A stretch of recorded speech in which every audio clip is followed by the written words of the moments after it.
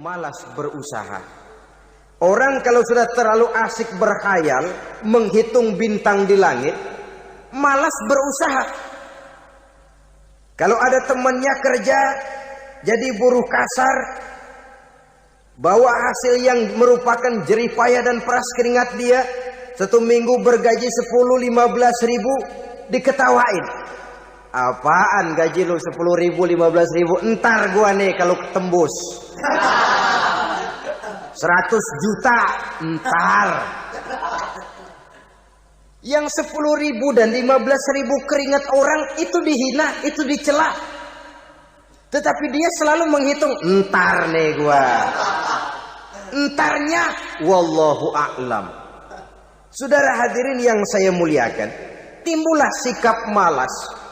Padahal di tengah negara sedang membangun di berbagai bidang kehidupan. Maka sifat malas ini merupakan musuh kita. Baik mengejar kemiskinan, baik mengejar kebodohan dan keterbelakangan kita di sektor-sektor lainnya. Alangkah akan terganggunya roda pembangunan di negara kita ini jikalau sebagian besar rakyat dihinggapi oleh penyakit malas, yang malas ini dilatar belakangi oleh penyakit tulul amal, terlalu muluk angan-angan, yang angan-angan ini dininabobokan oleh keinginan untuk mendapatkan untung yang besar tanpa peras keringat dan banting tulang. Sasaran yang lebih jauh, dan ini yang paling kita khawatirkan, hancurnya kubu-kubu pertahanan moral daripada bangsa kita. Kita sependapat bahwa lebih penting daripada membangun jembatan adalah membangun manusia yang membangun jembatan. Bahwa lebih penting daripada mengaspal jalan raya adalah membangun mental manusia yang melaksanakan pengaspalan itu. Dengan kata lain, membangun dan mempersiapkan manusia pembangunan. Tanpa itu, maka saya merasa khawatir kalau nanti kita tidak akan sampai kepada target yang kita harapkan oleh karena kandas di tengah jalan. Saudara-saudara kaum muslimin rahimakumullah, Islam sebagai agama yang mengajarkan manusia untuk berusaha dan mengeluarkan segala kemampuan untuk melaksanakan segala usahanya itu, sangat membenci sifat malas, sangat membenci sifat tulul amal atau panjang angan-angan. Dan oleh karena judi melahirkan dua sifat itu, Islam sangat menganjurkan pengikutnya untuk menjauhi segala macam jenis perjudian, baik yang terang-terangan maupun yang dilakukan secara samar-samar, tidak ketara, judi canggih sesuai dengan canggihnya teknologi daripada manusia itu sendiri.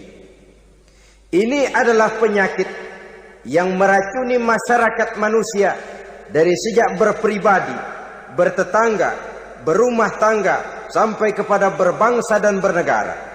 Dan kasus-kasus yang timbul sudah cukup banyak, yang tidak mungkin lagi kita katakan hanya sekedar bersifat kasuistis, bersifat kasus-kasus kecil saja.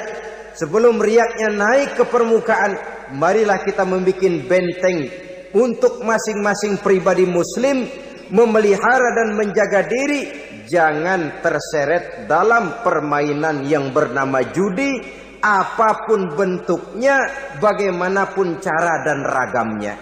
Karena jelas bahayanya lebih besar daripada manfaatnya. Taruhlah kita barangkali kemarin-marin hanyut dalam arus perjudian, tetapi hendaknya kita bisa mengambil pelajaran bahwa seorang mukmin adalah seorang yang apabila dia melakukan kesalahan, dia segera sadar, dijadikannya pelajaran untuk tidak diulanginya lagi pada masa-masa yang akan datang. Dengan sikap semacam itu, kita tidak lagi akan mengulangi kesalahan-kesalahan lama, dan grafik kehidupan kita dari hari ke hari akan makin menunjukkan hal-hal yang baik dan positif adanya. Saudara-saudara kaum muslimin rahimakumullah, kalau ABRI masuk desa, rakyat beruntung. Kalau jaksa masuk desa, rakyat bahagia. Kalau koran masuk desa, rakyat ikut jadi cerdas. Tapi kalau judi masuk desa, rakyat kiamat. Pembangunan akan terbengkalai. Roda perekonomian akan lesu. Karena mestinya orang membelanjakan uang untuk sesuatu yang dia perlukan, akhirnya dia belanjakan untuk sesuatu yang dia tidak perlukan, karena gambaran, khayalan akan mendapat keuntungan yang jauh lebih besar lagi. Padahal istilah orang-orang tua kita dulu, lebih baik makan singkong betulan daripada makan roti ngimpi. Artinya uang yang 1.000-2.000 rupiah itu lebih baik dibelikan beras, dimasak, makan bersama anak dan istri, terasa nikmat dan halalnya, ketimbang beli kertas lalu ngelamun, menghayal, menghitung yang bukan-bukan. Itu kertas dibolak madep ulon, dibolak madep mudik, diputer sana, diputer sini, akhirnya palanya ikut muter. Kira-kira apa yang cocok? Masih belum puas, kertas dilihat, orang gila ditanyain. Sudah tahu waras, orang gila yang ditanya. Masih belum puas, nanya orang gila, tidur di kuburan. Allahu Akbar. Padahal di rumahnya tempat tidurnya empuk, anget, nggak ada nyamuk. Kuburan, tidur di kuburan. Dampak-dampak negatif yang semacam ini pada gilirannya mau atau tidak mau akan menyeberang kepada garis akidah, membahayakan dan mengancam nilai-nilai tauhid yang kita miliki. Sudah kertas dibolak-balik, tidak puas, orang gila ditanya. Orang gila ditanya belum maram, tidur di kuburan. Barangkali ada bisikan.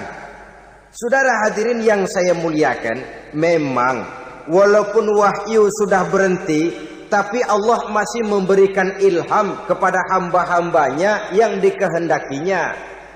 Tetapi ilham itu bentuknya positif. Kalau saudara pagi-pagi berniat, tahu-tahu datang pikiran nanti malam mau ngaji, itu namanya ilham. Kalau saudara sedang merenung, tahu-tahu datang pikiran, saya mau sedekah, itu namanya ilham, bentuknya positif. Tapi kalau ngelamun, tahu-tahu datang pikiran, nomor sekian pasang, itu bukan ilham, itu belis.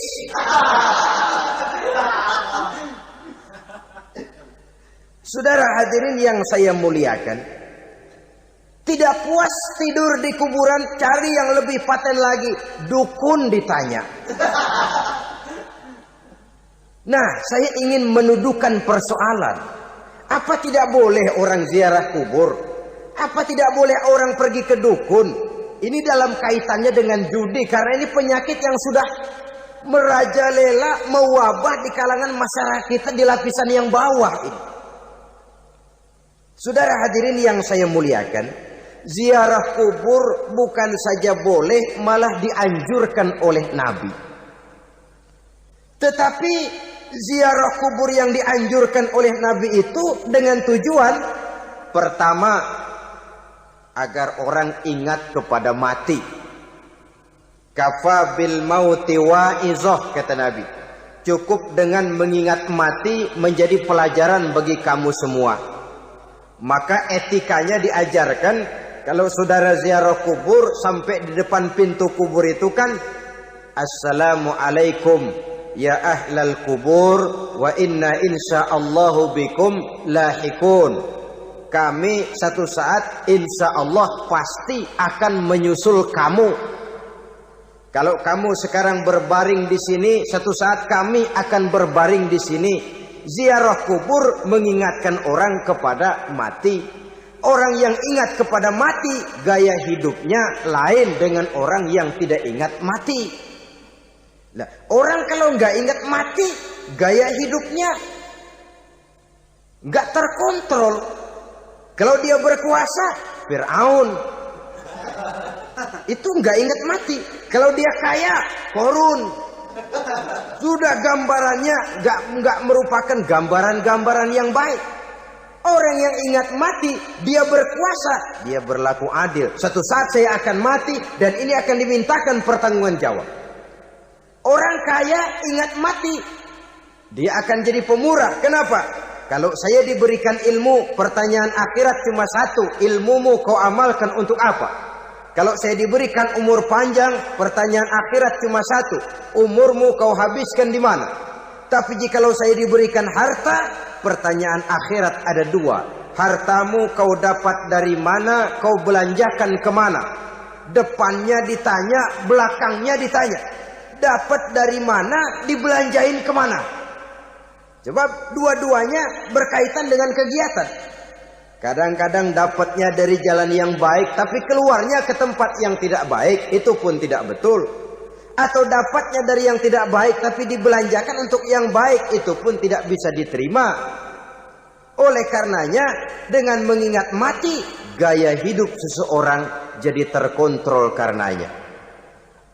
Yang kedua, dianjurkan kita untuk berziarah kubur itu mendoakan orang-orang yang sudah meninggal.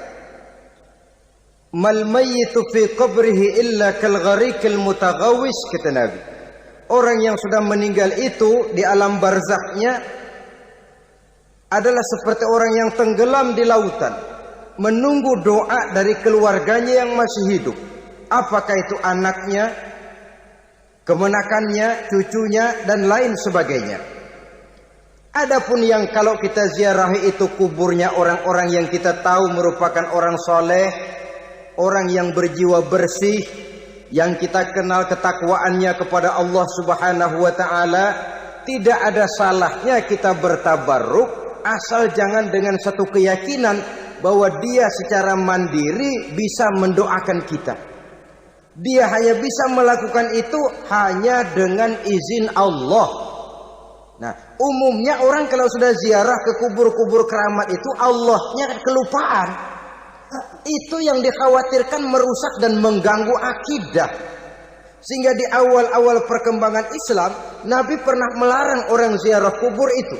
Ini bisa kita simak dari hadis, kuntu nahaitukum an ziyaratil qabri fazuruha. Dahulu aku pernah melarang kamu untuk ziarah kubur. Adapun sekarang kalau mau ziarah, ziarahlah kamu. Kata-kata dulu aku pernah melarang kamu itu menggambarkan bahwa pada permulaan perkembangan Islam, nilai keimanan para sahabat masih rapuh, masih lemah, masih memerlukan pembinaan. Sehingga kalau mereka sering ke kubur, dikhawatirkan mereka minta kepada kubur. Nah, tetapi tatkala nilai keimanannya sudah mapan, sudah kuat, kata Rasul, fazuruha. Adapun sekarang kalau mau pergi berziarah, ziarahlah kamu. Saudara hadirin yang saya muliakan, jadi jangan melupakan Allah. Saya bisa saja berkata, kalau saya misalnya pakai cincin, lalu saya bilang, saya sejak pakai cincin ini, jangan anak gadis, nenek-nenek ngelihat saya lemes. Atau sejak pakai cincin ini, dagangan laris bener. Cincin itu yang menggelincirkan akidah. Untuk tidak tergelincir, orang harus tidak melupakan Allah. Dia bisa berkata, alhamdulillah, Allah memberikan keistimewaan kepada batu cincin saya. Batu cincinnya tidak apa-apa, Allah yang memberikan keistimewaan. Ini dalam bentuk yang langsung. Dalam bentuk yang tidak langsung kita bisa lihat, misalnya kalau petani ditanya, oh ini bisa panen besar ini rahasianya apa Pak? Oh, pupuk urea. Pupuk urea. Nah, Allah nomor 16. Seorang petani yang baik keimanannya, dia akan berkata, kami bisa panen besar karena izin Allah. Lah, kalau pupuknya mah pakai pupuk urea, izin Allahnya dahulu, baru kemudian pupuknya nyusul. Jadi sebenarnya bukan cuma pergi ke dukun yang bisa merusak keimanan, pergi ke dokter juga bisa loh merusak keimanan. Kalau berkeyakinan bahwa dokter itulah yang memberikan sembuh, kenapa akidah saudara tidak tergelincir karenanya? Dokter hanya memberikan obat dan resep, sembuh itu datangnya dari Allah. Ini yang diungkapkan lewat lisan Nabi Ibrahim alaihissalam, wa idza maridtu fahuwa yashfini. Apabila aku sakit, dialah Allah yang memberikan sembuh. Memberikan sembuh. Jangan juga menyalahartikan ayat ini. Ada ayat begini sakit terus nekat. Udah nggak usah berobat dah, memang penyakit dari Tuhan. Ntar waktunya baik ya baik ya. Udah ampek terus dah. Orang yang berobat saja belum tentu sembuh, apalagi yang tidak berobat. Sama juga orang nggak sembahyang kita ajakin ngotot, lo juga yang sembahyang belum tentu masuk surga katanya. Lah yang sembahyang belum tentu masuk surga, bagaimana cengoran lo yang nggak sembahyang?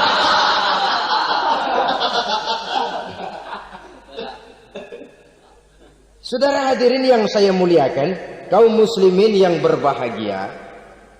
Jadi dengan demikian, maka jangan menghilangkan Allah. Kita, ajaran pokok dalam Islam adalah ajaran tentang tauhid. Nah, tauhid ini menyangkut mengesahkan Allah, baik di dalam zatnya, baik di dalam sifatnya, baik di dalam perbuatannya, baik di dalam beribadah kepadanya. Tauhid dalam ibadah itu ada. Tauhid dalam zat artinya zat Allah itu tidak tersusun, tidak terdiri dari bagian-bagian yang bisa dipecah-pecah. Ya seperti kita ini kan ada kepala, ada kaki, ada tangan. Allah tidak tersusun zatnya dari bagian-bagian. Esa zatnya tidak bisa dibagi-bagi. Esa sifatnya artinya Allah itu sifatnya tidak pernah berubah. Sejak dahulu sampai sekarang Allah itu cinta kepada orang beriman yang melakukan kebaikan. Dan Allah benci kepada orang kufur yang melakukan kejahatan. Mustahil satu saat Allah berubah. Orang kufur yang berbuat kejahatan didemenin, orang mukmin yang berbuat kebaikan dikeselin. Misalnya tahun 2000 Tuhan giliran jengkel sama orang mukmin. Itu mustahil, dia esa di dalam sifatnya. Lain dengan sifat kita manusia. Sifat kita ini kan relatif. Ada saatnya kita senang, lain saat yang kita senang betul kita caci maki. Hari ini kita caci maki, besok kita puji. Lihat teman kaya, habis kita omongin. Boleh jadi dia kaya, kenapa? Dukunnya 36. Begitu kita habis caci maki begitu, dia datang ngasih duit sama kita. Cacian itu bisa berubah menjadi pujian. Lu ya emang bukan main dah. Sifat kita itu relatif, bisa terpengaruh oleh situasi dan kondisi. Saudara hadirin yang saya hormati, kaum muslimin yang berbahagia. Allah juga esa di dalam perbuatannya. Artinya di dalam menciptakan apapun yang akan diciptakan oleh Allah, di dalam melakukan apapun yang akan dilakukan oleh Allah, tidak terikat kepada faktor lain, tidak memerlukan bantuan lain. Dia adalah mutlak. Nah, kemudian kita mengesahkan Allah dalam zatnya, mengesahkan Allah dalam sifatnya, mengesahkan Allah dalam perbuatannya. Belum tentu berarti kita mengesahkan Allah dalam ibadahnya. Sebab banyak orang yang yakin betul Allah itu esa, teguh dengan pendiriannya. Tuhan lu siapa? Allah. Allah bagaimana? Esa. Bagaimana kalau dua? Kagak. Tiga? Enggak. Mantap. Soal tahlil paten. Tapi dalam ibadah kadang-kadang dia tidak mentauhidkan Allah. Ini makna wa ma umiru illa liya'budullaha mukhlisin. Kami tidak memerintahkan kepadamu kecuali untuk beribadah kepadaku, kata Allah, dengan ikhlas. Beribadah kepada Allah dengan ikhlas itu artinya apa? Beribadah hanya untuk Allah saja. Nah, kalau hanya untuk Allah saja, lalu kita minta berdoa di depan kuburan orang yang soleh, apa syirik? Tidak syirik.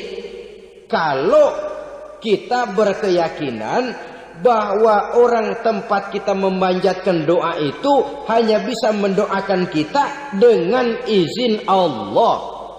Dia sendiri tidak punya kekuasaan apa-apa. Tanpa izin Allah dia tidak bisa berbuat apa-apa. Itu tidak menyebabkan orang menjadi syirik. Sama saja dengan kalau saya berkata tadi, alhamdulillah Allah telah memberikan keistimewaan kepada batu cincin saya. Apa salahnya Allah memberikan keistimewaan kepada benda-benda mati? Allah memberikan keistimewaan kepada Hajar Aswad, benda mati. Allah memberikan keistimewaan kepada Masjidil Haram, benda mati. Allah memberikan keistimewaan kepada Ka'bah, benda mati. Orang tawaf keliling Ka'bah, sembahyang di Masjidil Haram, sujud menghadap kepada Ka'bah. Apakah jadi syirik? Tidak. Kita tidak menyembah Ka'bahnya, kita menyembah yang punya Ka'bah itu. Nah, di sini kita lihat bahwa fungsi Ka'bah hanya merupakan wasilah. Tapi kalau Allahnya kita hilangkan, jadilah kita penyembah batu. Hanya saja batu itu berbentuk 4 bernama Ka'bah. Sa'i, orang yang melaksanakan haji, lari-lari antara Safa dan Marwah, amalan apa itu? Seakan-akan kita menghormati bukit-bukit, gunung-gunung. Tapi bukan itu yang kita tuju dalam pelaksanaan sa'i itu. Yang kita tuju adalah ini perintah Allah. Allahnya yang diutamakan. Maka hal semacam ini tidak menyebabkan orang menjadi syirik dan tergelincir dari tauhid. Tapi kalau ziarah kubur dengan niat cari buntutan, cari nomor yang cocok, ini niatnya saja sudah salah. Nah, kalau berangkat dengan niat yang salah, sampai di sana saya yakin, seyakin-yakinnya amalannya pasti salah. Lah, kubur yang diziarahin bukan kubur orang soleh. Yang mana ada orang soleh ngasih kode buntut. Ada juga orang salah, bukan orang soleh itu. Kadang-kadang dia nggak tahu kuburan siapa, nongkrong aja di situ. Memang sulit, saudara-saudara. Mental ya, namanya mental. Kalau memang mental sudah mental judi, apa saja bisa dijudiin. Jadi orang nggak perlu sebenarnya pemerintah terlalu gini, nggak usah. Kembali saja kepada mental. Kalau mental memang sudah mental judi, apaan aja bisa dijudiin. Pulang tengah malam nabrak babi, babi yang keluar nih.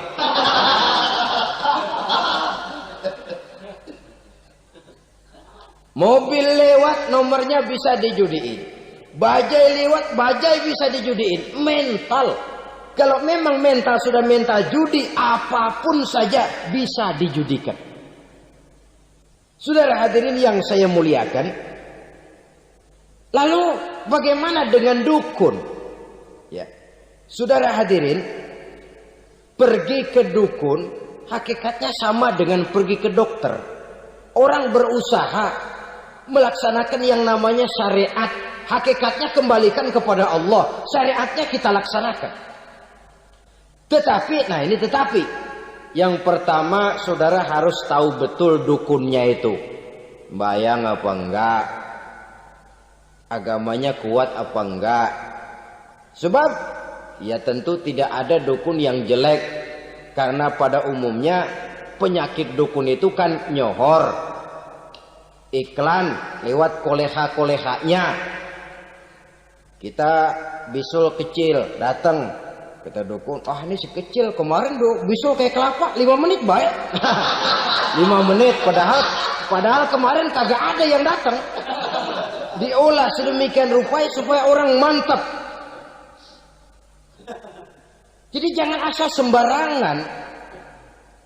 Kadang-kadang lihat potongan dukunnya aja kita ngeri. Mukanya sudah kremot, nggak pernah tersentuh air wudhu. Jangankan air wudhu, mandi aja jarang. Yang kayak begini yang dipegang mati-matian, yang dipercayai habis-habisan, akan kita kemanakan tauhid kita ini? Apalagi kalau perginya sudah dengan niat mencari nomor yang jitu. Itu saya katakan lagi tadi, berangkat saja sudah dengan niat yang salah. Orang berusaha silahkan. Sama juga kita ke dokter.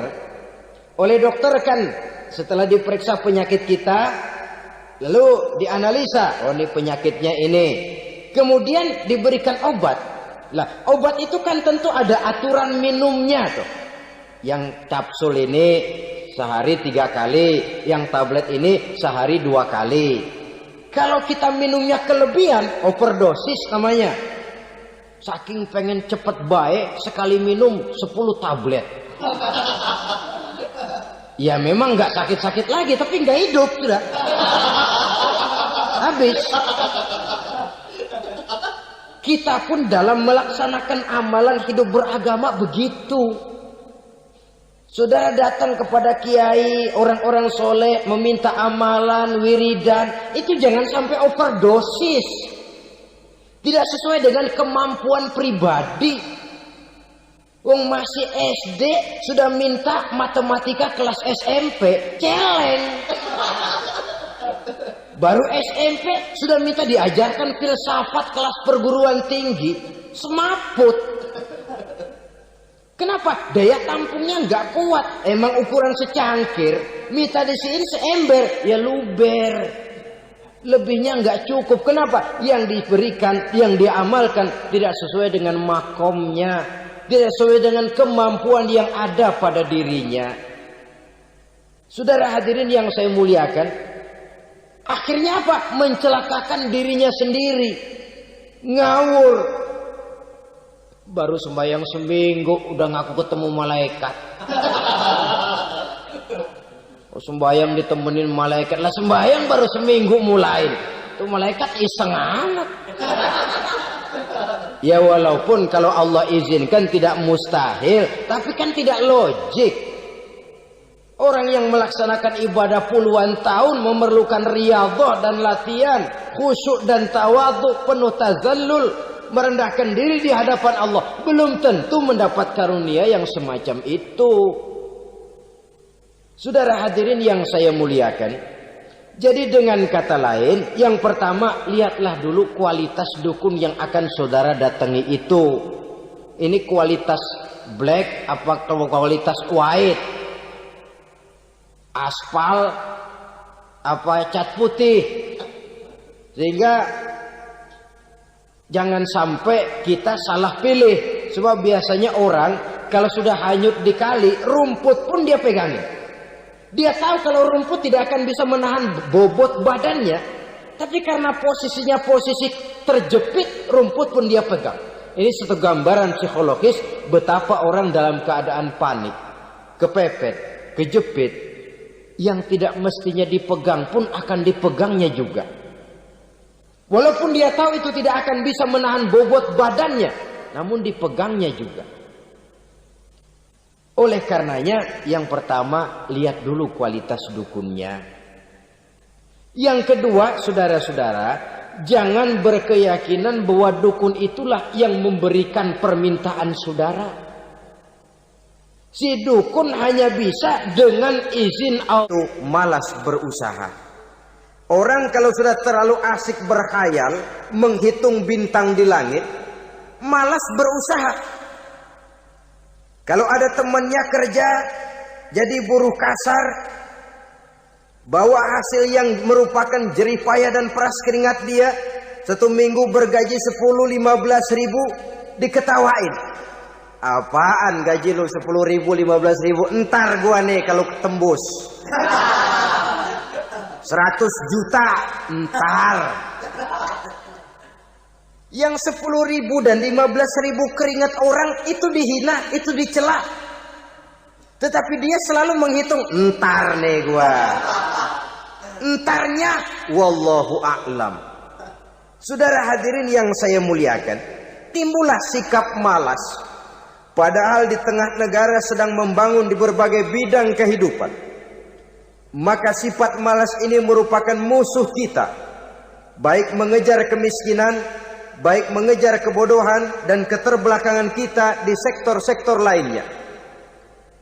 Alangkah akan terganggunya roda pembangunan di negara kita ini jikalau sebagian besar rakyat dihinggapi oleh penyakit malas, yang malas ini dilatar belakangi oleh penyakit tulul amal, terlalu muluk angan-angan, yang angan-angan ini dininabobokan oleh keinginan untuk mendapatkan untung yang besar tanpa peras keringat dan banting tulang.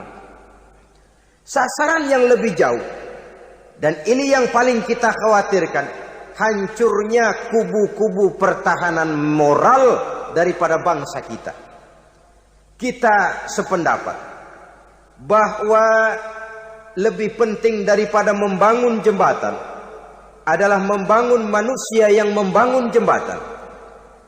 Bahwa lebih penting daripada mengaspal jalan raya adalah membangun mental manusia yang melaksanakan pengaspalan itu.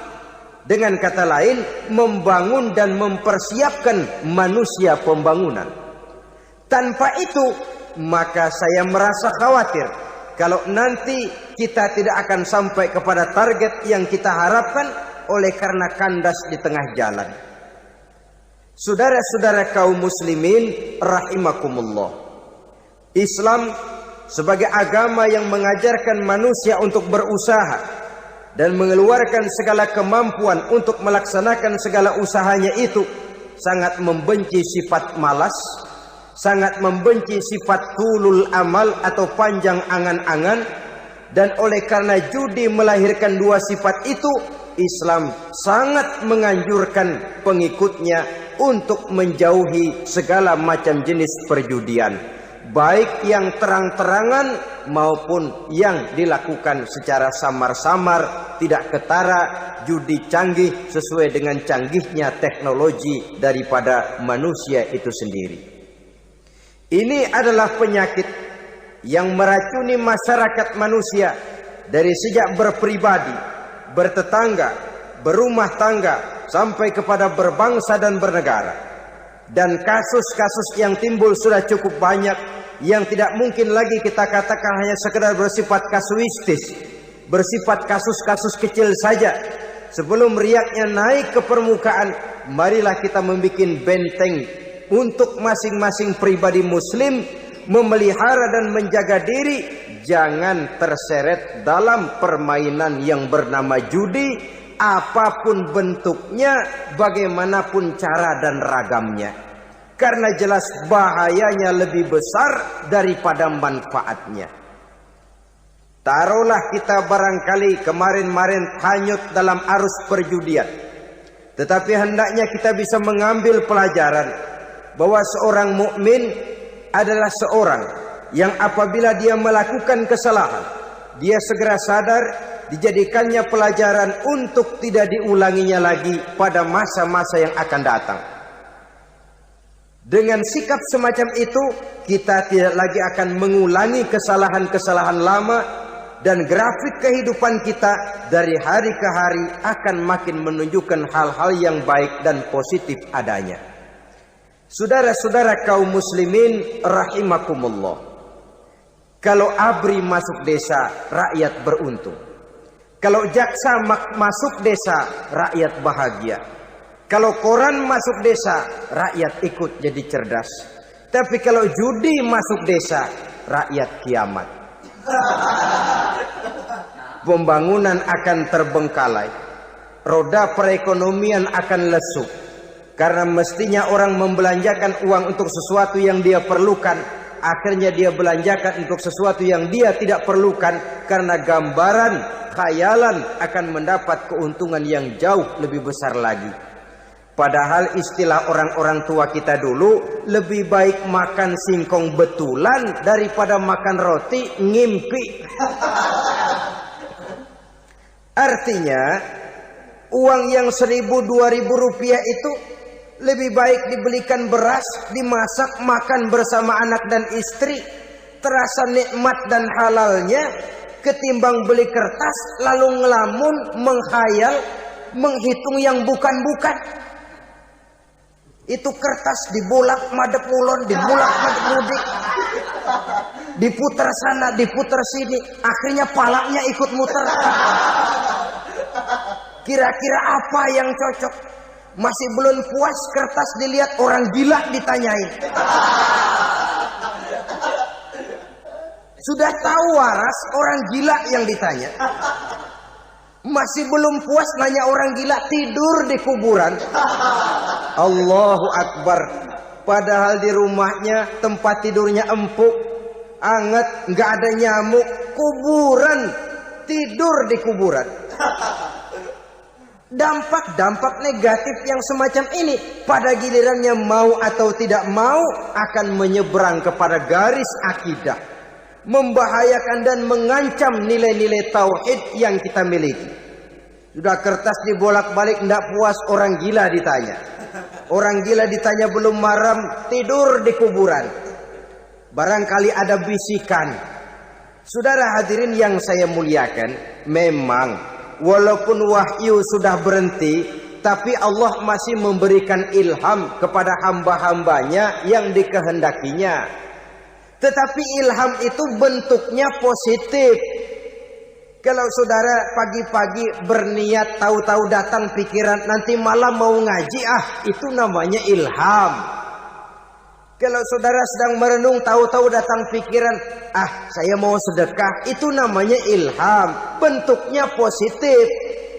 Tapi kalau ngelamun, tahu-tahu datang pikiran nomor sekian pasang, itu bukan ilham, itu belis.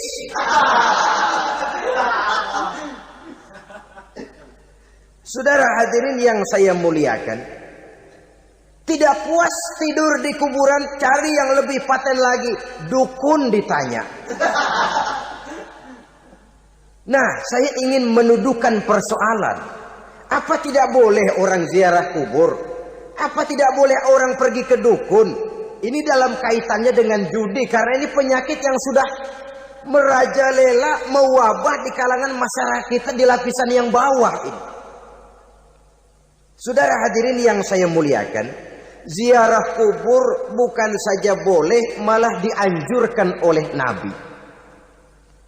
Tetapi ziarah kubur yang dianjurkan oleh Nabi itu dengan tujuan pertama, agar orang ingat kepada mati.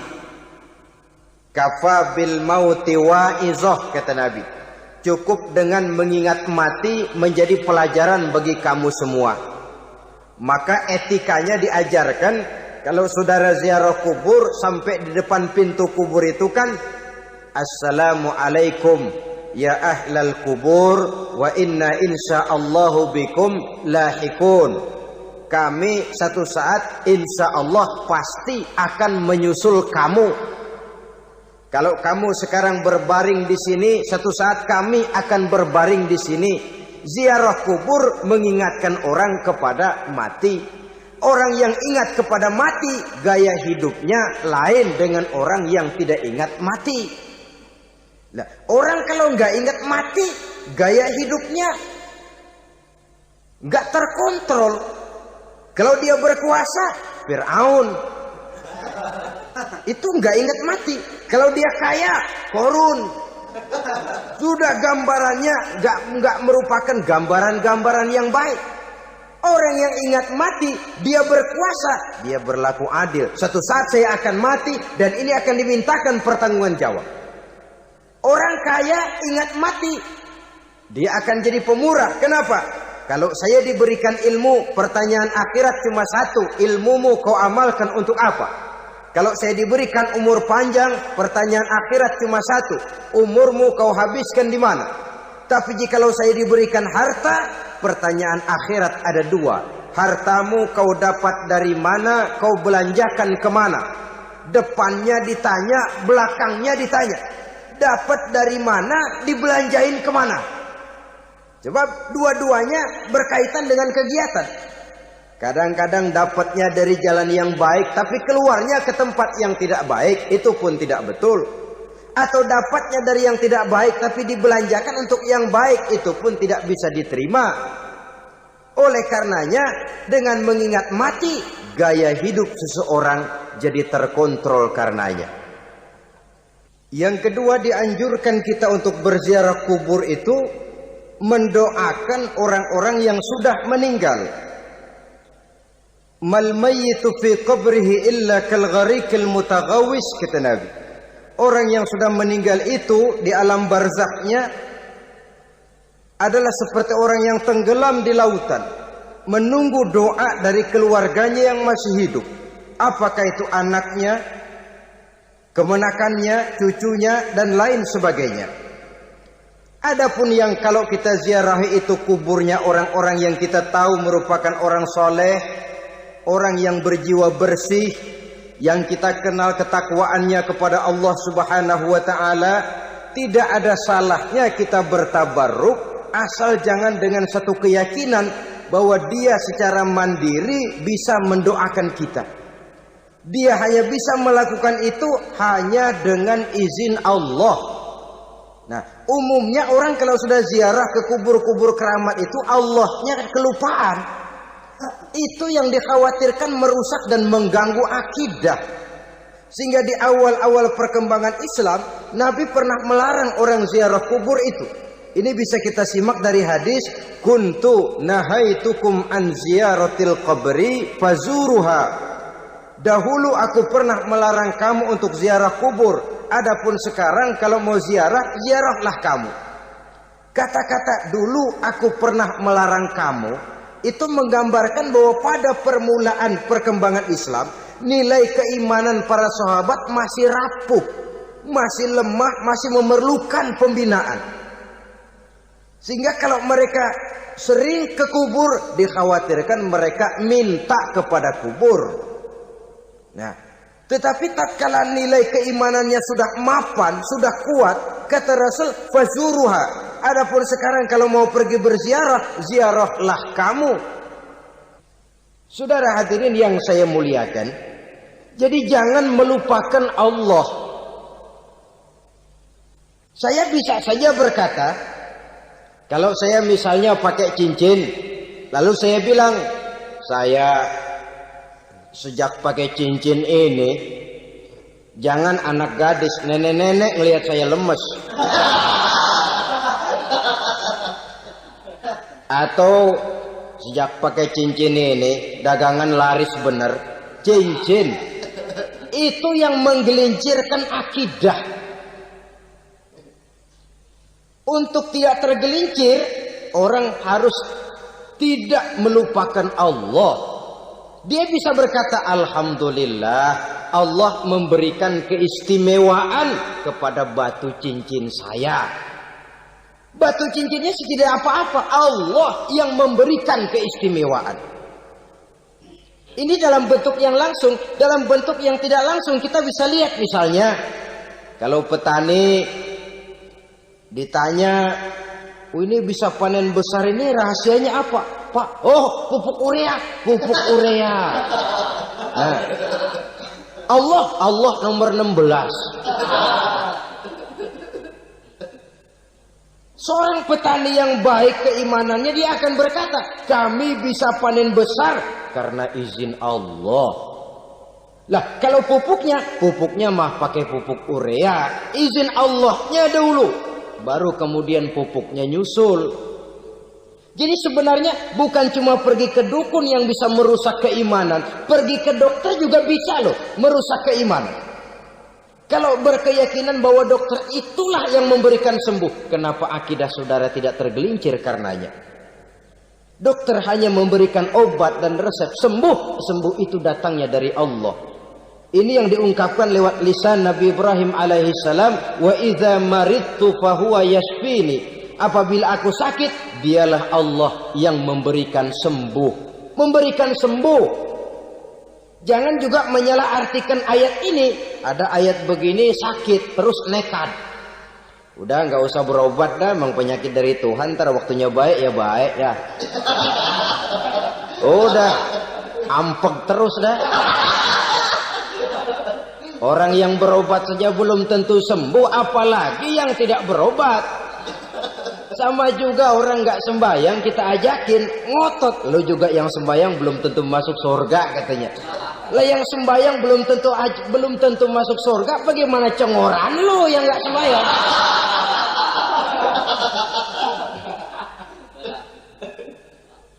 Saudara hadirin yang saya muliakan, kaum muslimin yang berbahagia. Jadi dengan demikian, maka jangan menghilangkan Allah. Kita, ajaran pokok dalam Islam adalah ajaran tentang tauhid. Nah, tauhid ini menyangkut mengesahkan Allah, baik di dalam zatnya, baik di dalam sifatnya, baik di dalam perbuatannya, baik di dalam beribadah kepadanya. Tauhid dalam ibadah itu ada. Tauhid dalam zat artinya zat Allah itu tidak tersusun, tidak terdiri dari bagian-bagian yang bisa dipecah-pecah.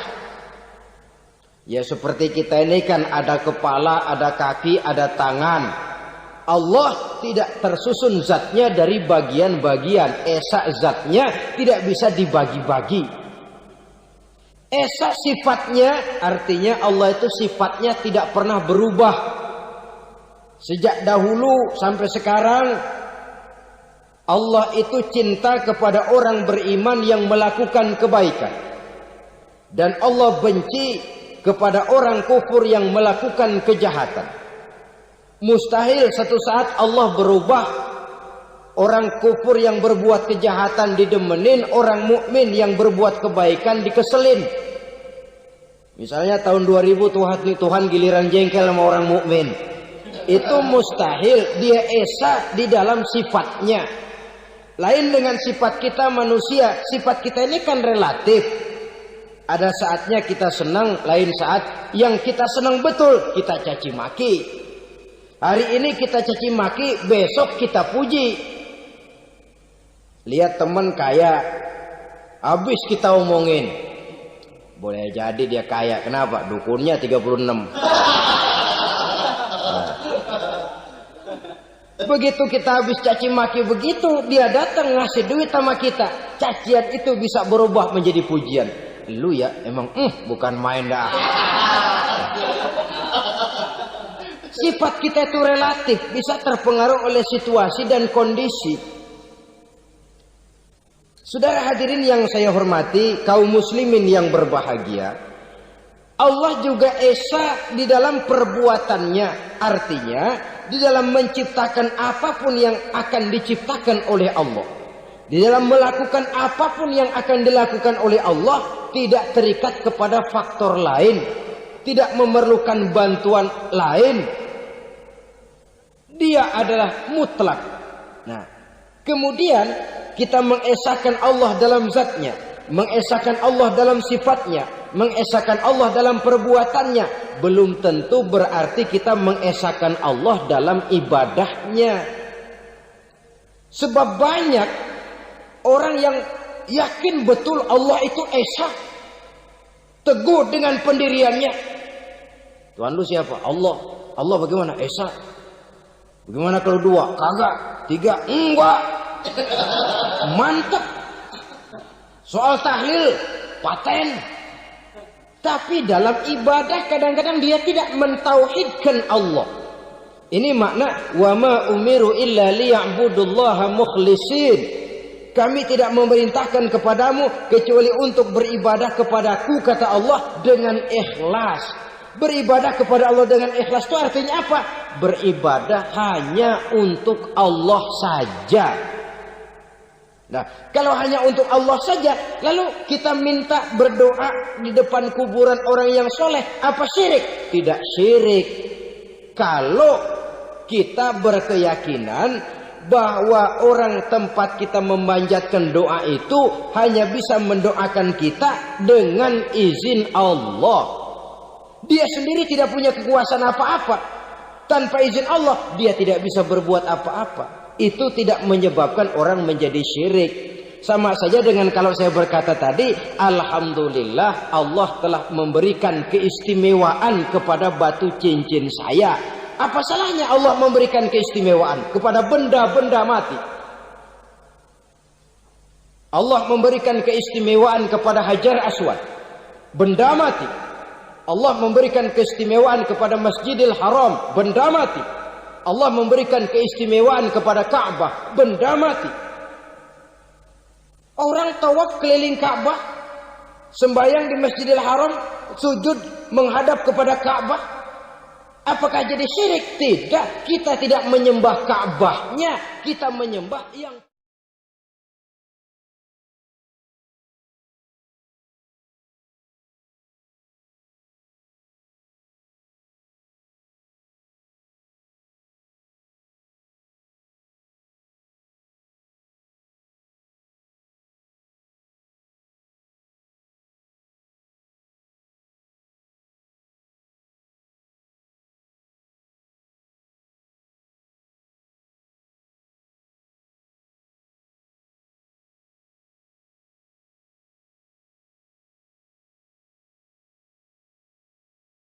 malas berusaha.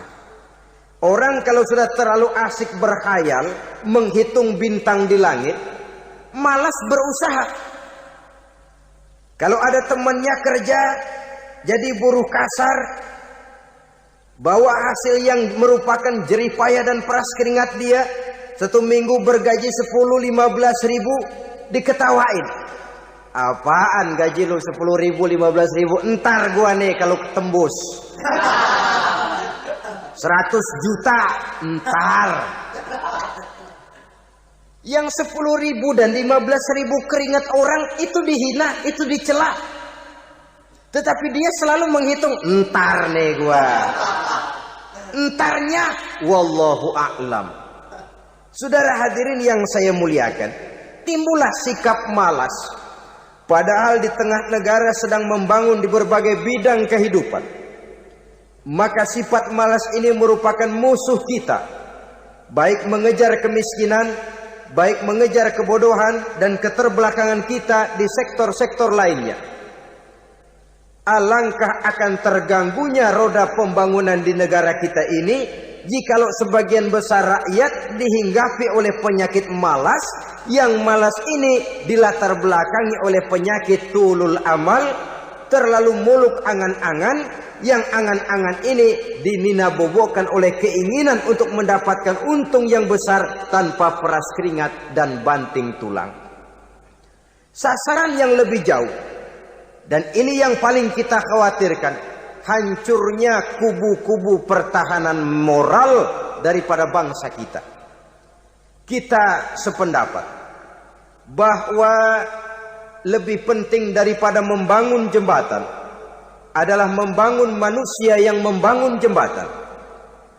Bahwa lebih penting daripada mengaspal jalan raya adalah membangun mental manusia yang melaksanakan pengaspalan itu.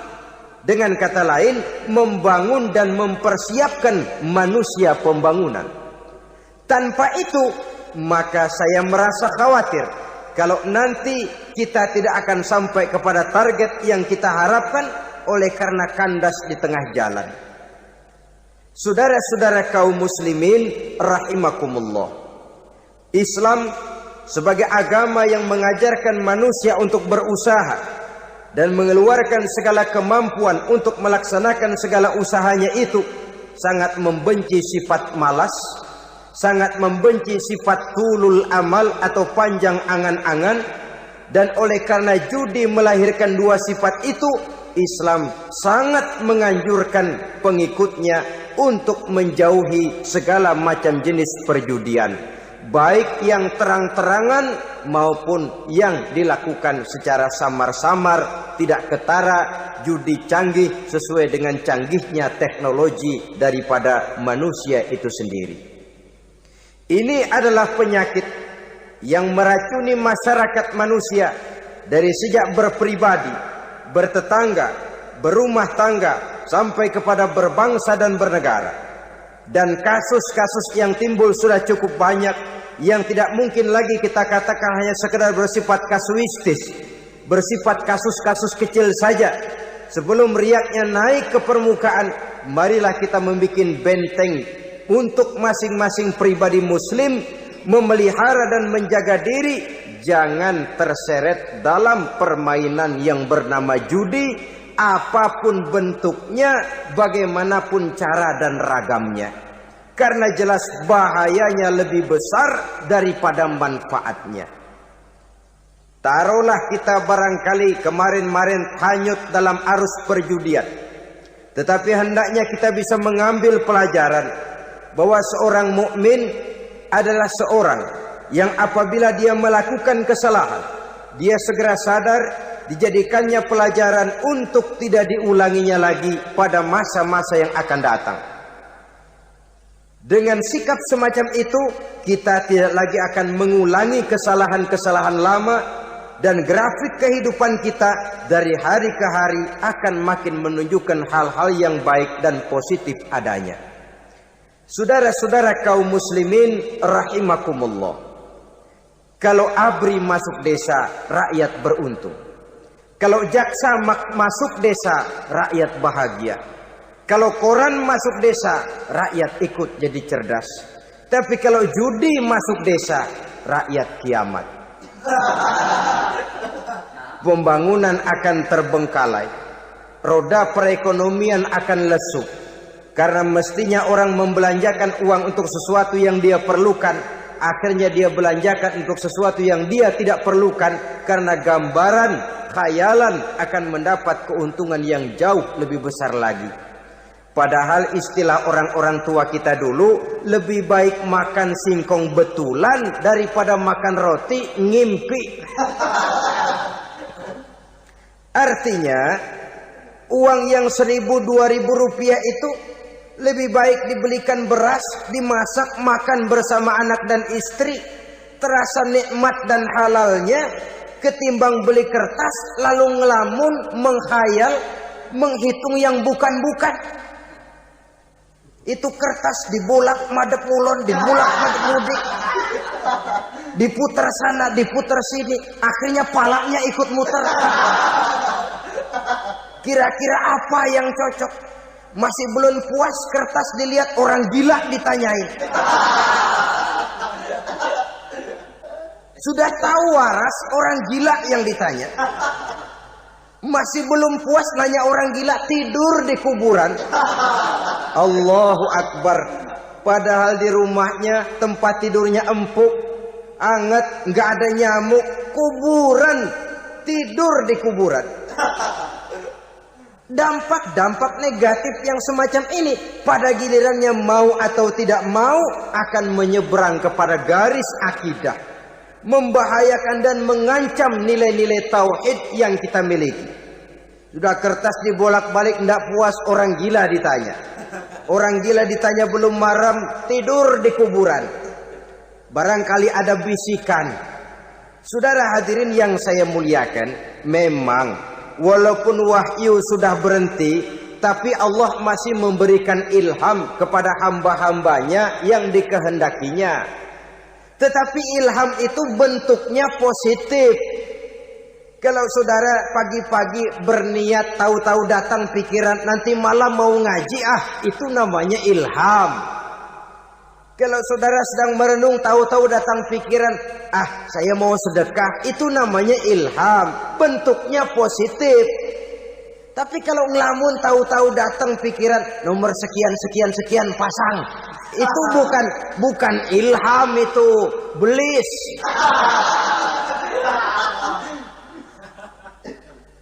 Saudara hadirin yang saya muliakan, tidak puas tidur di kuburan, cari yang lebih paten lagi, dukun ditanya. Nah, saya ingin menuduhkan persoalan. Apa tidak boleh orang ziarah kubur? Apa tidak boleh orang pergi ke dukun? Ini dalam kaitannya dengan judi, karena ini penyakit yang sudah merajalela, mewabah di kalangan masyarakat kita di lapisan yang bawah ini. Saudara hadirin yang saya muliakan, ziarah kubur bukan saja boleh, malah dianjurkan oleh Nabi. Tetapi ziarah kubur yang dianjurkan oleh Nabi itu dengan tujuan pertama, agar orang ingat kepada mati. Kafa bil mauti wa'izah, kata Nabi. Cukup dengan mengingat mati menjadi pelajaran bagi kamu semua. Maka etikanya diajarkan, kalau saudara ziarah kubur sampai di depan pintu kubur itu kan, Assalamualaikum ya ahlal kubur wa inna insyaallahu bikum lahikun. Kami satu saat insya Allah pasti akan menyusul kamu. Kalau kamu sekarang berbaring di sini, satu saat kami akan berbaring di sini. Ziarah kubur mengingatkan orang kepada mati. Orang yang ingat kepada mati, gaya hidupnya lain dengan orang yang tidak ingat mati. Nah, orang kalau nggak ingat mati, gaya hidupnya nggak terkontrol. Kalau dia berkuasa, Fir'aun. Itu nggak ingat mati. Kalau dia kaya, Korun. Sudah gambarannya nggak merupakan gambaran-gambaran yang baik. Orang yang ingat mati, dia berkuasa, dia berlaku adil. Satu saat saya akan mati dan ini akan dimintakan pertanggungan jawab. Orang kaya ingat mati, dia akan jadi pemurah. Kenapa? Kalau saya diberikan ilmu, pertanyaan akhirat cuma satu, ilmumu kau amalkan untuk apa? Kalau saya diberikan umur panjang, pertanyaan akhirat cuma satu, umurmu kau habiskan di mana? Tapi jikalau saya diberikan harta, pertanyaan akhirat ada dua, hartamu kau dapat dari mana, kau belanjakan kemana? Depannya ditanya, belakangnya ditanya, dapat dari mana, dibelanjain kemana? Sebab dua-duanya berkaitan dengan kegiatan.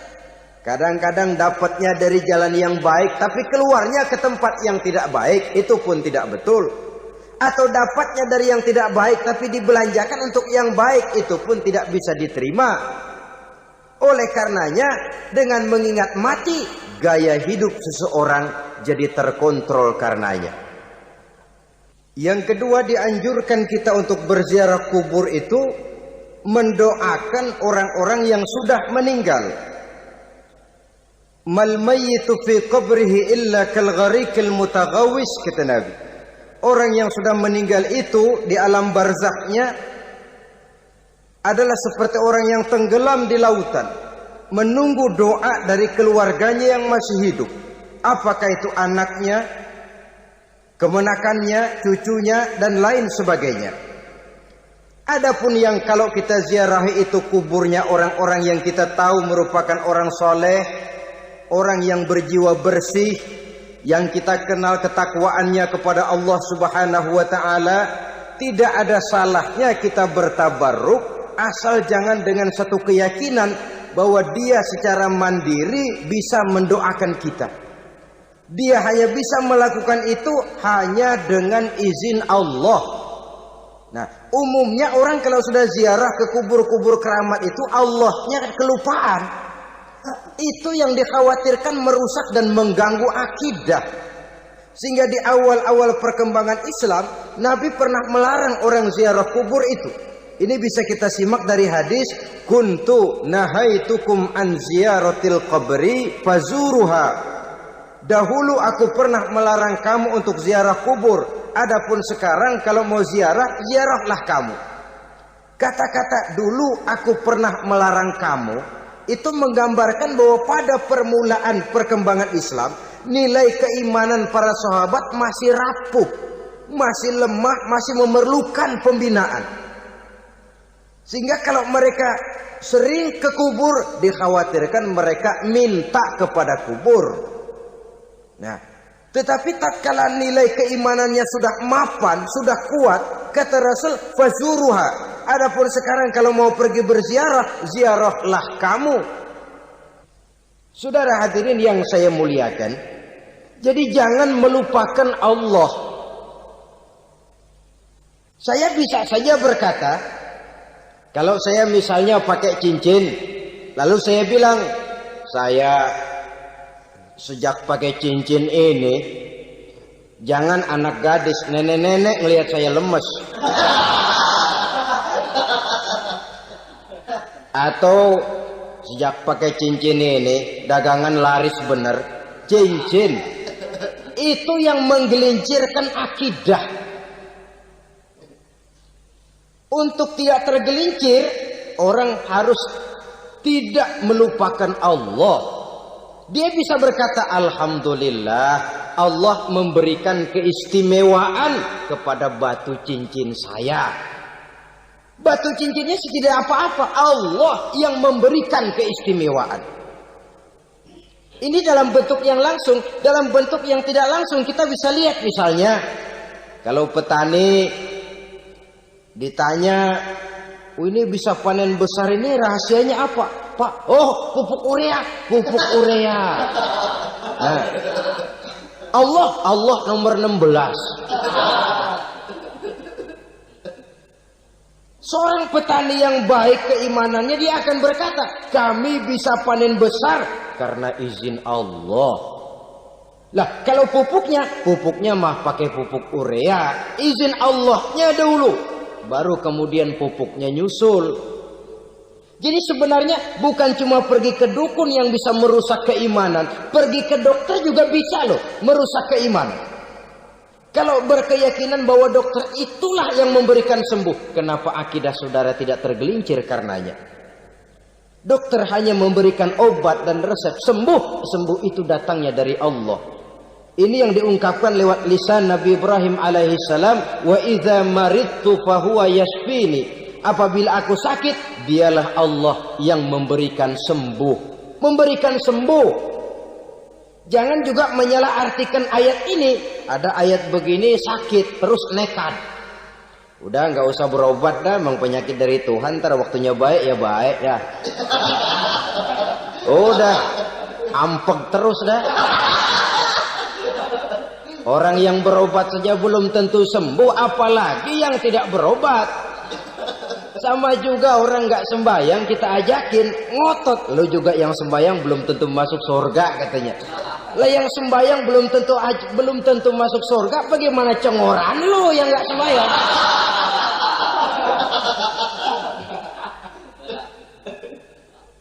Saudara hadirin yang saya muliakan, kaum muslimin yang berbahagia. Jadi dengan demikian, maka jangan menghilangkan Allah. Kita, ajaran pokok dalam Islam adalah ajaran tentang tauhid. Nah, tauhid ini menyangkut mengesahkan Allah, baik di dalam zatnya, baik di dalam sifatnya, baik di dalam perbuatannya, baik di dalam beribadah kepadanya. Tauhid dalam ibadah itu ada. Tauhid dalam zat artinya zat Allah itu tidak tersusun, tidak terdiri dari bagian-bagian yang bisa dipecah-pecah. Ya seperti kita ini kan ada kepala, ada kaki, ada tangan. Allah tidak tersusun zatnya dari bagian-bagian. Esa zatnya tidak bisa dibagi-bagi.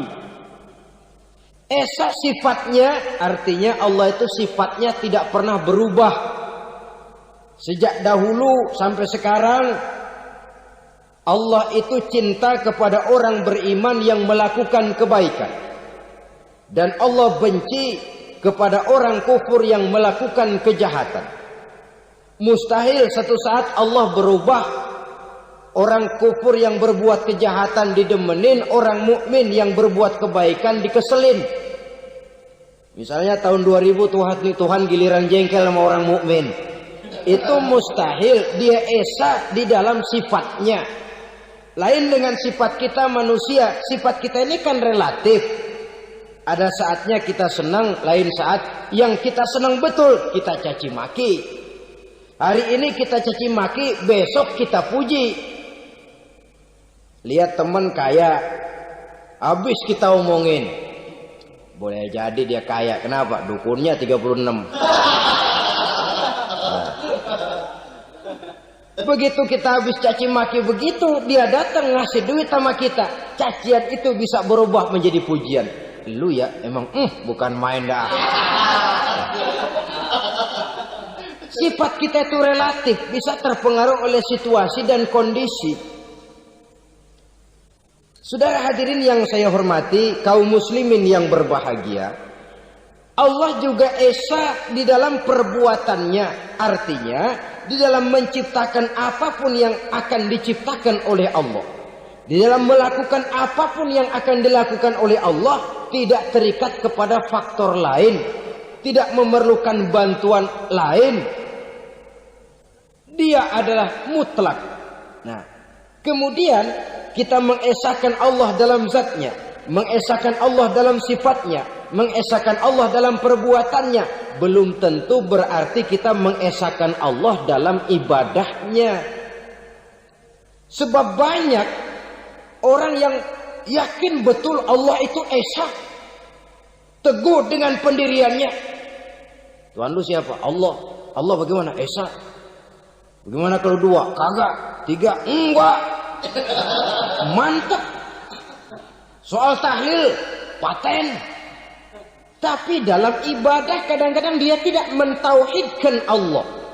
Ini makna wa ma umiru illa liya'budullaha mukhlisin. Kami tidak memerintahkan kepadamu kecuali untuk beribadah kepadaku, kata Allah, dengan ikhlas. Beribadah kepada Allah dengan ikhlas itu artinya apa? Beribadah hanya untuk Allah saja. Nah, kalau hanya untuk Allah saja, lalu kita minta berdoa di depan kuburan orang yang soleh, apa syirik? Tidak syirik. Kalau kita berkeyakinan bahwa orang tempat kita memanjatkan doa itu hanya bisa mendoakan kita dengan izin Allah. Dia sendiri tidak punya kekuasaan apa-apa. Tanpa izin Allah, dia tidak bisa berbuat apa-apa. Itu tidak menyebabkan orang menjadi syirik. Sama saja dengan kalau saya berkata tadi, alhamdulillah Allah telah memberikan keistimewaan kepada batu cincin saya. Apa salahnya Allah memberikan keistimewaan kepada benda-benda mati? Allah memberikan keistimewaan kepada Hajar Aswad, benda mati. Allah memberikan keistimewaan kepada Masjidil Haram, benda mati. Allah memberikan keistimewaan kepada Ka'bah, benda mati. Orang tawaf keliling Ka'bah, sembahyang di Masjidil Haram, sujud menghadap kepada Ka'bah. Apakah jadi syirik? Tidak. Kita tidak menyembah Ka'bahnya, kita menyembah yang punya Ka'bah itu. Nah, di sini kita lihat bahwa fungsi Ka'bah hanya merupakan wasilah. Tapi kalau Allahnya kita hilangkan, jadilah kita penyembah batu. Hanya saja batu itu berbentuk 4 bernama Ka'bah.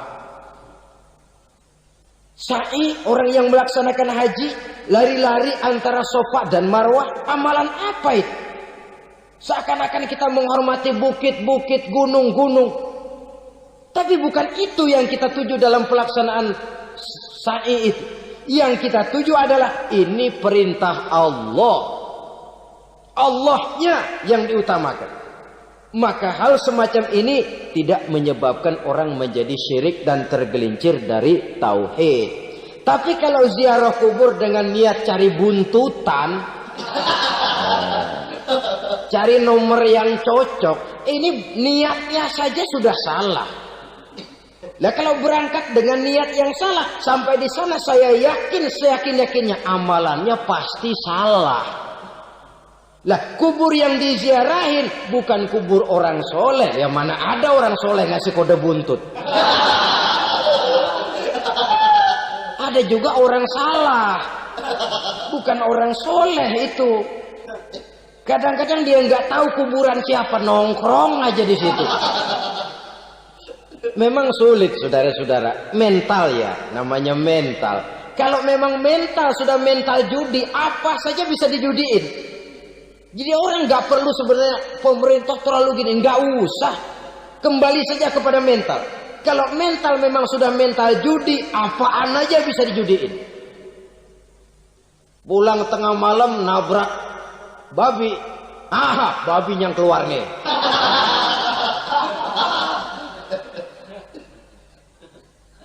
Mobil lewat, nomornya bisa dijudiin. Bajai lewat, bajai bisa dijudiin. Mental. Kalau memang mental sudah mental judi, apapun saja bisa dijudikan. Saudara hadirin yang saya muliakan, lalu bagaimana dengan dukun? Ya, Saudara hadirin, pergi ke dukun hakikatnya sama dengan pergi ke dokter. Orang berusaha melaksanakan yang namanya syariat, hakikatnya kembalikan kepada Allah. Syariatnya kita laksanakan. Tetapi, nah ini tetapi. Yang pertama, saudara harus tahu betul dukunnya itu. Bayang apa enggak? Agamanya kuat apa enggak? Sebab, ya tentu tidak ada dukun yang jelek. Karena pada umumnya penyakit dukun itu kan nyohor. Iklan lewat koleha-kolehanya. Kita bisul kecil datang. Kita dukun, ini si kecil kemarin bisul kayak kelapa 5 menit baik. 5 menit padahal kemarin kagak ada yang datang. Diolah sedemikian rupa supaya orang mantap. Jadi jangan asal sembarangan. Kadang-kadang lihat potongan dukunnya aja kita ngeri. Mukanya sudah kremot, nggak pernah tersentuh air wudhu. Jangankan air wudhu, mandi aja jarang. Yang kayak begini yang dipegang mati-matian, yang dipercayai habis-habisan, akan kita kemanakan tauhid kita ini? Apalagi kalau perginya sudah dengan niat mencari nomor yang jitu. Itu saya katakan lagi tadi, berangkat saja sudah dengan niat yang salah. Orang berusaha silahkan. Sama juga kita ke dokter. Oleh dokter kan setelah diperiksa penyakit kita, lalu dianalisa, oh ini penyakitnya ini. Kemudian diberikan obat. Lah, obat itu kan tentu ada aturan minumnya tuh. Yang kapsul ini sehari 3 kali, yang tablet ini sehari 2 kali. Kalau kita minumnya kelebihan, overdosis namanya. Saking pengen cepet baik, sekali minum 10 tablet. Ya memang nggak sakit-sakit lagi, tapi nggak hidup sudah. Habis. Kita pun dalam melaksanakan amalan hidup beragama begitu. Saudara datang kepada kiai, orang-orang soleh, meminta amalan, wiridan, itu jangan sampai overdosis. Tidak sesuai dengan kemampuan pribadi. Wong masih SD sudah minta matematika kelas SMP, celeng. Baru SMP sudah minta diajarkan filsafat kelas perguruan tinggi, semaput. Kenapa? Daya tampungnya nggak kuat. Emang ukuran secangkir, minta disiin seember, ya luber. Lebihnya nggak cukup. Kenapa? Yang diberikan, yang diamalkan tidak sesuai dengan makomnya, tidak sesuai dengan kemampuan yang ada pada dirinya. Saudara hadirin yang saya muliakan, akhirnya apa? Mencelakakan dirinya sendiri. Ngawur. Baru sembahyang seminggu udah ngaku ketemu malaikat. Sembahyang ditemenin malaikat. Lah sembahyang baru seminggu mulai. Itu malaikat iseng amat. Ya walaupun kalau Allah izinkan tidak mustahil, tapi kan tidak logik. Orang yang melaksanakan ibadah puluhan tahun memerlukan riyadhah dan latihan, khusyuk dan tawadhu, penuh tazallul, merendahkan diri di hadapan Allah, belum tentu mendapat karunia yang semacam itu. Saudara hadirin yang saya muliakan, jadi dengan kata lain, yang pertama lihatlah dulu kualitas dukun yang akan saudara datangi itu. Ini kualitas black apa kualitas white? Aspal apa cat putih? Sehingga jangan sampai kita salah pilih. Sebab biasanya orang kalau sudah hanyut di kali, rumput pun dia pegangin. Dia tahu kalau rumput tidak akan bisa menahan bobot badannya. Tapi karena posisinya posisi terjepit, rumput pun dia pegang. Ini satu gambaran psikologis betapa orang dalam keadaan panik, kepepet, kejepit, yang tidak mestinya dipegang pun akan dipegangnya juga. Walaupun dia tahu itu tidak akan bisa menahan bobot badannya, namun dipegangnya juga. Oleh karenanya, yang pertama, lihat dulu kualitas dukunnya. Yang kedua, saudara-saudara, jangan berkeyakinan bahwa dukun itulah yang memberikan permintaan saudara. Si dukun hanya bisa dengan izin Allah. Malas berusaha. Orang kalau sudah terlalu asik berkhayal, menghitung bintang di langit, malas berusaha. Kalau ada temannya kerja jadi buruh kasar, bawa hasil yang merupakan jerih payah dan peras keringat dia, 1 minggu bergaji 10-15 ribu, diketawain. Apaan gaji lu 10 ribu 15 ribu? Entar gua nih kalau tembus 100 juta entar. Yang 10 ribu dan 15 ribu keringat orang itu dihina, itu dicela. Tetapi dia selalu menghitung, entar nih gua. Entarnya wallahu a'lam. Saudara hadirin yang saya muliakan, timbullah sikap malas. Padahal di tengah negara sedang membangun di berbagai bidang kehidupan. Maka sifat malas ini merupakan musuh kita. Baik mengejar kemiskinan, baik mengejar kebodohan dan keterbelakangan kita di sektor-sektor lainnya. Alangkah akan terganggunya roda pembangunan di negara kita ini jikalau sebagian besar rakyat dihinggapi oleh penyakit malas, yang malas ini dilatar belakangi oleh penyakit tulul amal, terlalu muluk angan-angan, yang angan-angan ini dininabobokan oleh keinginan untuk mendapatkan untung yang besar tanpa peras keringat dan banting tulang.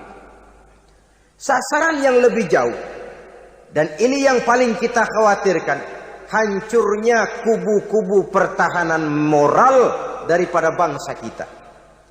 Kita sependapat bahwa lebih penting daripada membangun jembatan adalah membangun manusia yang membangun jembatan. Bahwa lebih penting daripada mengaspal jalan raya adalah membangun mental manusia yang melaksanakan pengaspalan itu. Dengan kata lain, membangun dan mempersiapkan manusia pembangunan. Tanpa itu, maka saya merasa khawatir kalau nanti kita tidak akan sampai kepada target yang kita harapkan oleh karena kandas di tengah jalan. Saudara-saudara kaum muslimin rahimakumullah, Islam sebagai agama yang mengajarkan manusia untuk berusaha dan mengeluarkan segala kemampuan untuk melaksanakan segala usahanya itu, sangat membenci sifat malas, sangat membenci sifat tulul amal atau panjang angan-angan. Dan oleh karena judi melahirkan dua sifat itu, Islam sangat menganjurkan pengikutnya untuk menjauhi segala macam jenis perjudian, baik yang terang-terangan maupun yang dilakukan secara samar-samar, tidak ketara, judi canggih sesuai dengan canggihnya teknologi daripada manusia itu sendiri. Ini adalah penyakit yang meracuni masyarakat manusia dari sejak berpribadi, bertetangga, berumah tangga, sampai kepada berbangsa dan bernegara. Dan kasus-kasus yang timbul sudah cukup banyak, yang tidak mungkin lagi kita katakan hanya sekedar bersifat kasuistis, bersifat kasus-kasus kecil saja.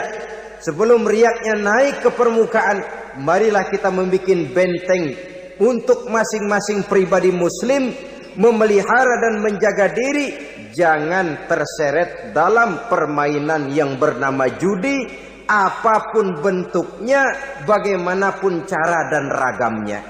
Karena jelas bahayanya lebih besar daripada manfaatnya. Taruhlah kita barangkali kemarin-marin hanyut dalam arus perjudian, tetapi hendaknya kita bisa mengambil pelajaran bahwa seorang mukmin adalah seorang yang apabila dia melakukan kesalahan, dia segera sadar, dijadikannya pelajaran untuk tidak diulanginya lagi pada masa-masa yang akan datang.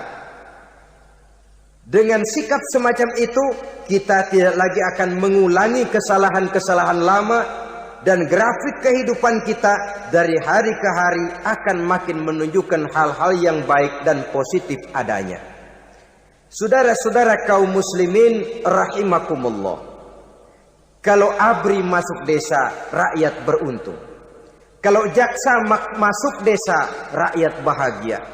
Kalau koran masuk desa, rakyat ikut jadi cerdas. Tapi kalau judi masuk desa, rakyat kiamat. Pembangunan akan terbengkalai. Roda perekonomian akan lesu. Karena mestinya orang membelanjakan uang untuk sesuatu yang dia perlukan, akhirnya dia belanjakan untuk sesuatu yang dia tidak perlukan, karena gambaran, khayalan akan mendapat keuntungan yang jauh lebih besar lagi. Padahal istilah orang-orang tua kita dulu, lebih baik makan singkong betulan daripada makan roti ngimpi. Artinya uang yang 1.000-2.000 rupiah itu lebih baik dibelikan beras, dimasak, makan bersama anak dan istri, terasa nikmat dan halalnya, ketimbang beli kertas lalu ngelamun, menghayal, menghitung yang bukan-bukan. Itu kertas dibolak madep ulon, dibolak madep mudik, diputar sana, diputar sini, akhirnya palanya ikut muter. Kira-kira apa yang cocok? Masih belum puas, kertas dilihat, orang gila ditanyain. Sudah tahu waras, orang gila yang ditanya. Masih belum puas, nanya orang gila, tidur di kuburan. Allahu Akbar. Padahal di rumahnya tempat tidurnya empuk, anget, nggak ada nyamuk. Kuburan, tidur di kuburan.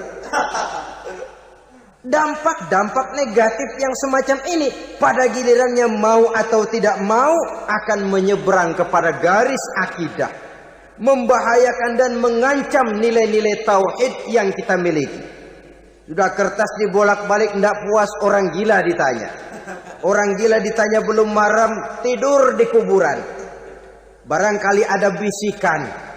Saudara hadirin yang saya muliakan, memang walaupun wahyu sudah berhenti, tapi Allah masih memberikan ilham kepada hamba-hambanya yang dikehendakinya.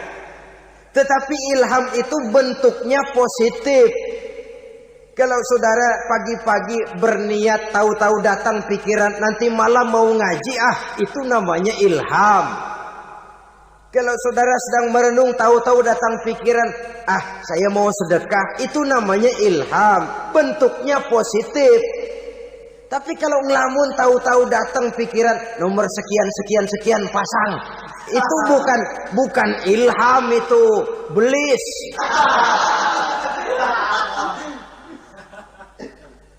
Saudara hadirin yang saya muliakan, tidak puas tidur di kuburan, cari yang lebih paten lagi, dukun ditanya.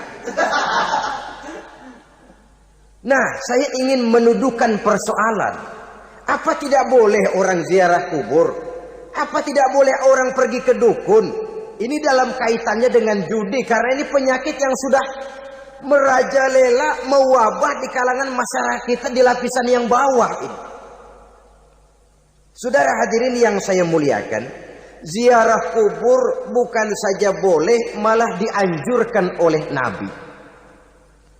Tetapi ziarah kubur yang dianjurkan oleh Nabi itu dengan tujuan pertama, agar orang ingat kepada mati. Kafa bil mauti wa'izah, kata Nabi. Cukup dengan mengingat mati menjadi pelajaran bagi kamu semua.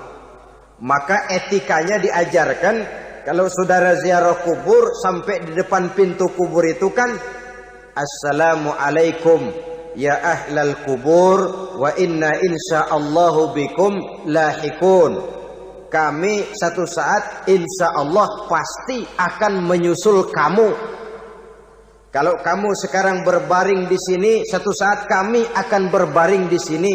Ziarah kubur mengingatkan orang kepada mati. Orang yang ingat kepada mati, gaya hidupnya lain dengan orang yang tidak ingat mati. Nah, orang kalau nggak ingat mati, gaya hidupnya nggak terkontrol. Kalau dia berkuasa, Fir'aun. Itu nggak ingat mati. Kalau dia kaya, Korun. Sudah gambarannya nggak merupakan gambaran-gambaran yang baik. Orang yang ingat mati, dia berkuasa, dia berlaku adil. Suatu saat saya akan mati dan ini akan dimintakan pertanggungan jawab. Orang kaya ingat mati, dia akan jadi pemurah. Kenapa? Kalau saya diberikan ilmu, pertanyaan akhirat cuma satu, ilmumu kau amalkan untuk apa? Kalau saya diberikan umur panjang, pertanyaan akhirat cuma satu, umurmu kau habiskan di mana? Tapi jikalau saya diberikan harta, pertanyaan akhirat ada dua, hartamu kau dapat dari mana, kau belanjakan kemana? Depannya ditanya, belakangnya ditanya, dapat dari mana, dibelanjain kemana? Sebab dua-duanya berkaitan dengan kegiatan. Kadang-kadang dapatnya dari jalan yang baik, tapi keluarnya ke tempat yang tidak baik, itu pun tidak betul.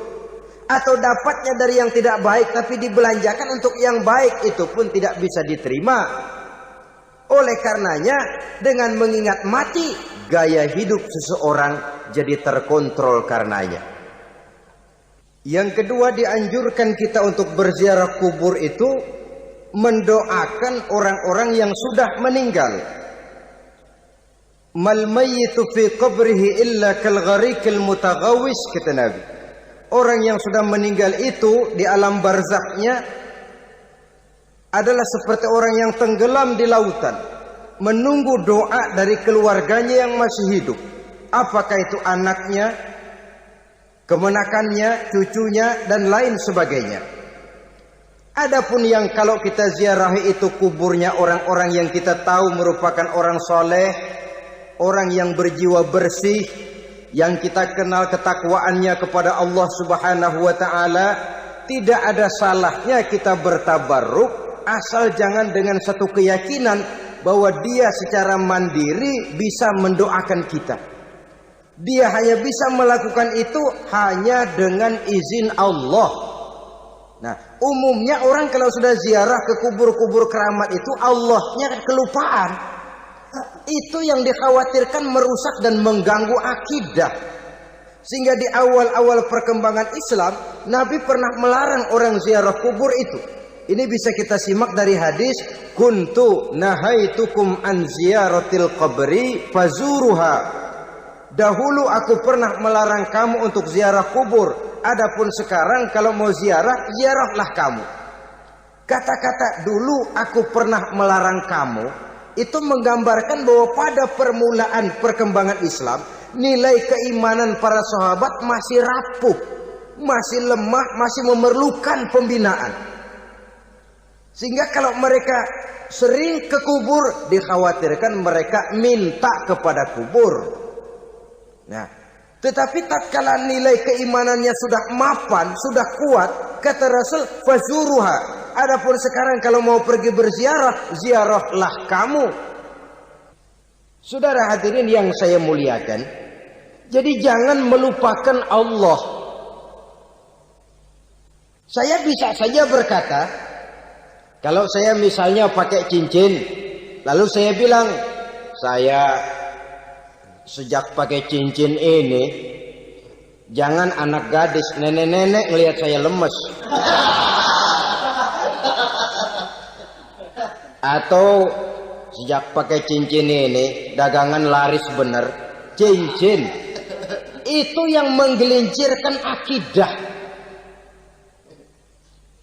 Untuk tidak tergelincir, orang harus tidak melupakan Allah. Dia bisa berkata, alhamdulillah, Allah memberikan keistimewaan kepada batu cincin saya. Batu cincinnya tidak apa-apa, Allah yang memberikan keistimewaan. Ini dalam bentuk yang langsung. Dalam bentuk yang tidak langsung kita bisa lihat, misalnya kalau petani ditanya, oh, ini bisa panen besar ini rahasianya apa, Pak? Oh, pupuk urea, pupuk urea. Nah, Allah nomor 16. Seorang petani yang baik keimanannya, dia akan berkata, kami bisa panen besar karena izin Allah. Lah kalau pupuknya mah pakai pupuk urea, izin Allahnya dulu, baru kemudian pupuknya nyusul. Jadi sebenarnya bukan cuma pergi ke dukun yang bisa merusak keimanan, pergi ke dokter juga bisa loh merusak keimanan.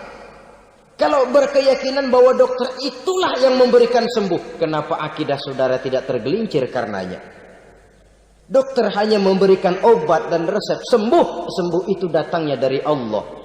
Ini yang diungkapkan lewat lisan Nabi Ibrahim alaihi salam, wa idza maridtu fahuwa yashfini. Apabila aku sakit, dialah Allah yang memberikan sembuh. Memberikan sembuh. Jangan juga menyalahartikan ayat ini. Ada ayat begini sakit terus nekat.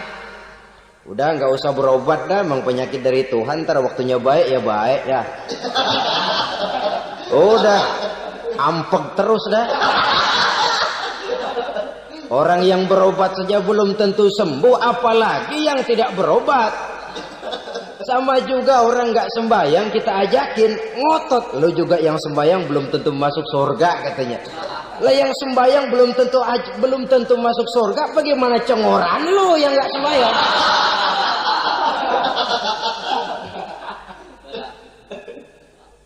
Saudara hadirin yang saya muliakan, kaum muslimin yang berbahagia. Jadi dengan demikian, maka jangan menghilangkan Allah. Kita, ajaran pokok dalam Islam adalah ajaran tentang tauhid.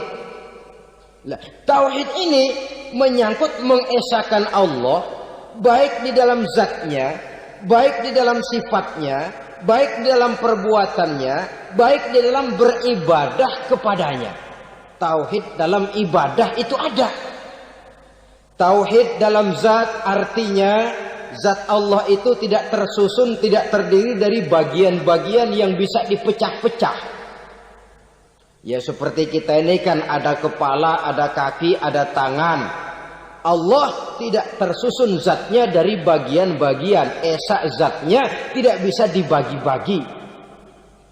Esa sifatnya artinya Allah itu sifatnya tidak pernah berubah. Sejak dahulu sampai sekarang Allah itu cinta kepada orang beriman yang melakukan kebaikan. Dan Allah benci kepada orang kufur yang melakukan kejahatan. Mustahil satu saat Allah berubah. Orang kufur yang berbuat kejahatan didemenin, orang mukmin yang berbuat kebaikan dikeselin. Misalnya tahun 2000 Tuhan giliran jengkel sama orang mukmin. Itu mustahil, dia esa di dalam sifatnya. Lain dengan sifat kita manusia, sifat kita ini kan relatif. Ada saatnya kita senang, lain saat yang kita senang betul kita caci maki. Hari ini kita caci maki, besok kita puji. Lihat teman kaya, habis kita omongin. Boleh jadi dia kaya, kenapa? Dukunnya 36. Begitu kita habis caci maki begitu, dia datang ngasih duit sama kita. Cacian itu bisa berubah menjadi pujian. Lu ya emang bukan main dah. Sifat kita itu relatif, bisa terpengaruh oleh situasi dan kondisi. Saudara hadirin yang saya hormati, kaum muslimin yang berbahagia. Allah juga esa di dalam perbuatannya. Artinya di dalam menciptakan apapun yang akan diciptakan oleh Allah. Di dalam melakukan apapun yang akan dilakukan oleh Allah. Tidak terikat kepada faktor lain. Tidak memerlukan bantuan lain. Dia adalah mutlak. Nah, kemudian kita mengesahkan Allah dalam zatnya. Mengesahkan Allah dalam sifatnya, mengesahkan Allah dalam perbuatannya, belum tentu berarti kita mengesahkan Allah dalam ibadahnya. Sebab banyak orang yang yakin betul Allah itu esa, teguh dengan pendiriannya. Tuhan lu siapa? Allah. Allah bagaimana? Esa. Bagaimana kalau 2? Kagak. 3? Enggak. Mantap. Soal tahlil, paten. Tapi dalam ibadah kadang-kadang dia tidak mentauhidkan Allah. Ini makna wa ma umiru illa liya'budullaha mukhlisin. Kami tidak memerintahkan kepadamu kecuali untuk beribadah kepadaku, kata Allah, dengan ikhlas. Beribadah kepada Allah dengan ikhlas itu artinya apa? Beribadah hanya untuk Allah saja. Nah, kalau hanya untuk Allah saja, lalu kita minta berdoa di depan kuburan orang yang soleh, apa syirik? Tidak syirik. Kalau kita berkeyakinan bahwa orang tempat kita memanjatkan doa itu hanya bisa mendoakan kita dengan izin Allah. Dia sendiri tidak punya kekuasaan apa-apa. Tanpa izin Allah, dia tidak bisa berbuat apa-apa. Itu tidak menyebabkan orang menjadi syirik. Sama saja dengan kalau saya berkata tadi, alhamdulillah Allah telah memberikan keistimewaan kepada batu cincin saya. Apa salahnya Allah memberikan keistimewaan kepada benda-benda mati? Allah memberikan keistimewaan kepada Hajar Aswad, benda mati. Allah memberikan keistimewaan kepada Masjidil Haram, benda mati. Allah memberikan keistimewaan kepada Ka'bah, benda mati. Orang tawaf keliling Ka'bah, sembahyang di Masjidil Haram, sujud menghadap kepada Ka'bah. Apakah jadi syirik? Tidak. Kita tidak menyembah Ka'bahnya, kita menyembah yang